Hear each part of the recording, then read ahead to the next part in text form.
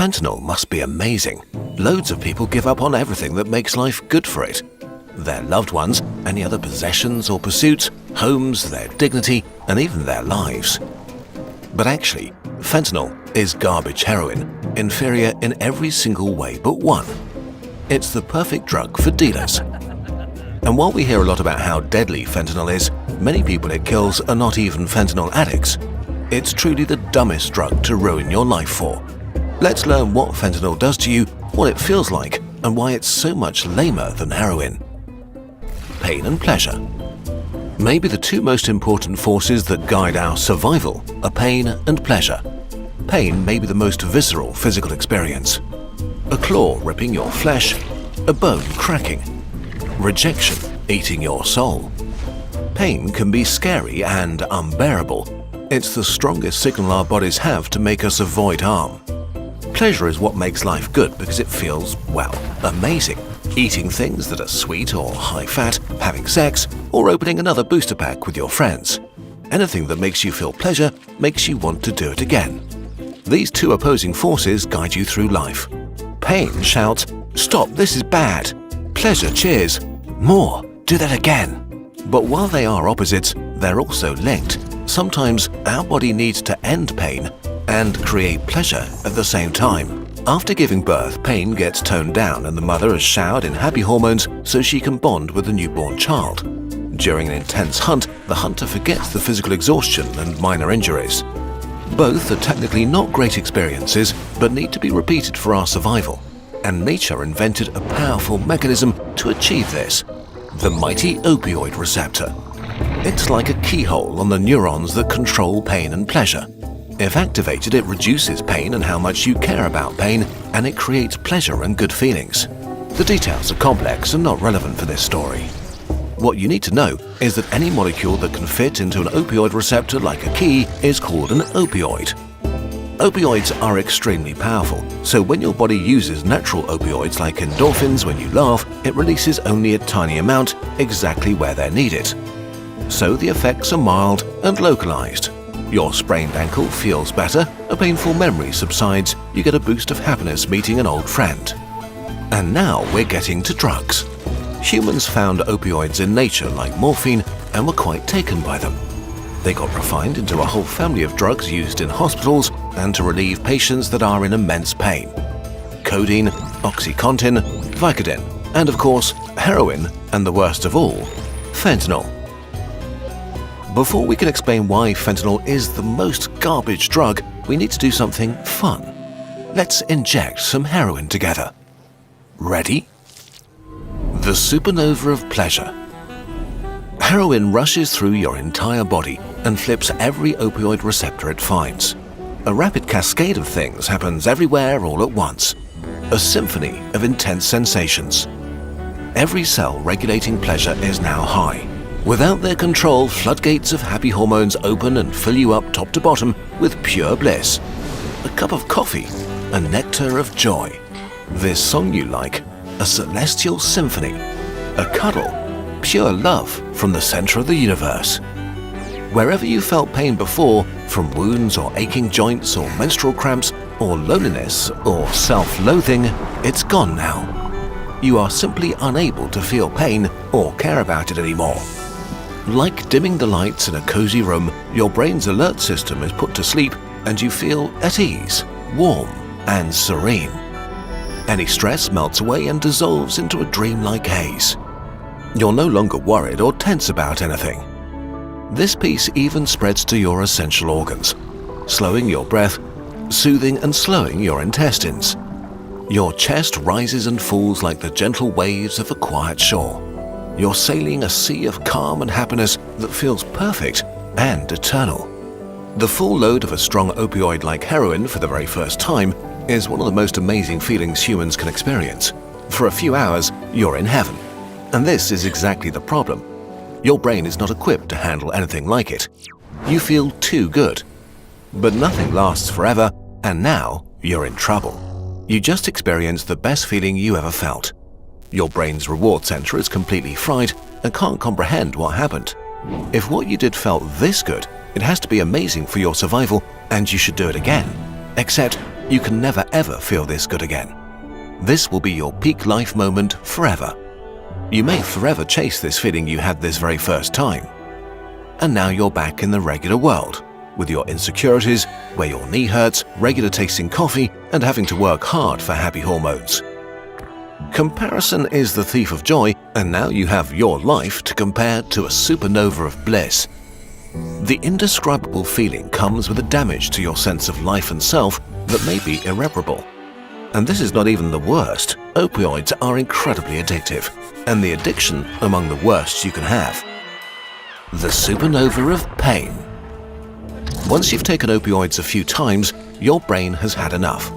The cells controlling pain and pleasure are constantly high and drowsy, so it boosts them and makes them hyperactive. This happens very fast, sometimes after a few days of use. You've developed an opioid tolerance, toning down all the nice effects you're doing the drugs to achieve. To feel like before, you'll need way higher doses. Now, you're at a crossroads. Quit and have your system go back to normal fairly quickly, or keep going and take more. You take the wrong turn. Over the next few weeks, your brain keeps pushing back and you keep taking more. The effects are not quite what they were, but still mildly nice. Until one day, you can't get opioids and realize your body is now your enemy. Your systems are so hyperactive that they make you feel the opposite of what the drug was doing. Welcome to withdrawal.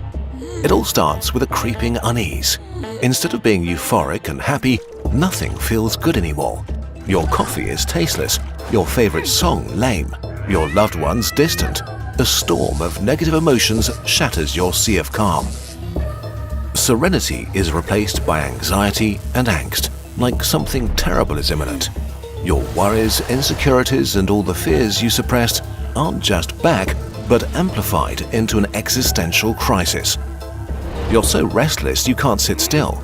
Your heart is beating too fast. You shiver, sweat, hyperventilate. Your pain circuits are now oversensitive, so your bones and muscles ache and hurt for no reason. Old wounds, physical and mental, torture you. You have belly cramps and diarrhea and have to vomit. You're too agitated to rest. A war inside your body that you can't escape. And of course, there's the craving, screaming for you to make it stop. Your mind and body beg for a hit. You can be in this state for up to 2 weeks, or make it stop right away. Okay, so why not just take heroin forever and feel amazing always?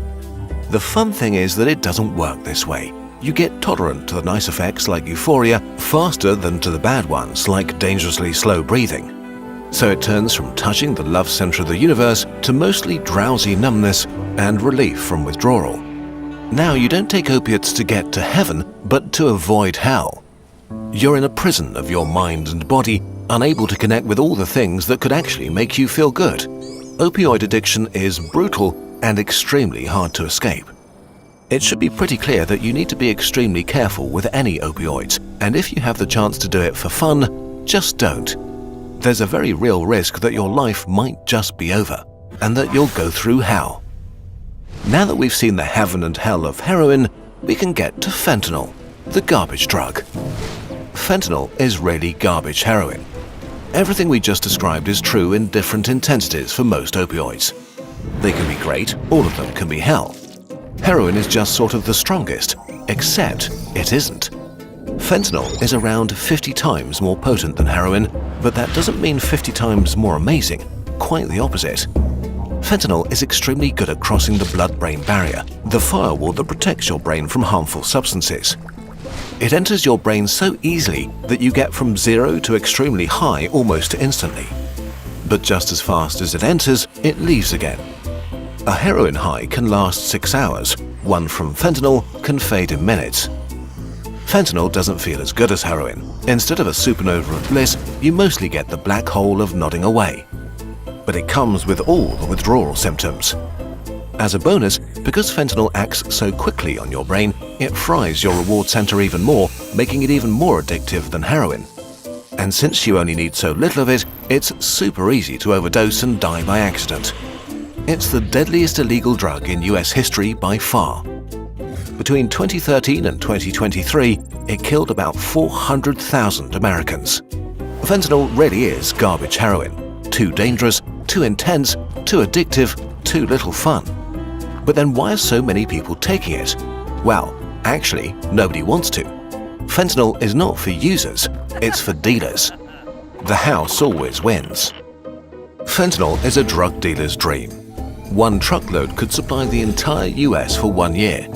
It's cheap to make and easy to smuggle. Heroin needs plants and fields and way more space. So garbage fentanyl just took over the heroin supply. It might have seemed great for heroin addicts at first, and then its trap snapped close. While some people may seek out fentanyl specifically, several studies have found that most opioid users try to avoid it. Even worse, a lot of people who die from fentanyl don't take it willingly. Dealers want people to come back for their product, and by adding a tiny trace of fentanyl to any drug, they can make it more addictive. Even if people don't realize they took an opioid, they'll feel its effects.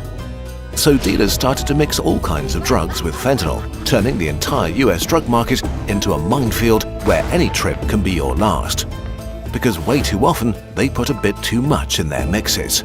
In 2022, the combination with pills, often counterfeit oxycodone and benzodiazepines, accounted for about 20% of all fentanyl deaths. In 2023, the US authorities seized 115 million pills with fentanyl. 70% contained a lethal dose. About half of fentanyl overdoses came where you expected the least, from stimulants like cocaine and meth. A lot of people may have taken these mixes on purpose, but many others just wanted to party and weren't ready for an opioid surprise. This is especially dangerous because if you've never tried opioids, you can overdose very easily.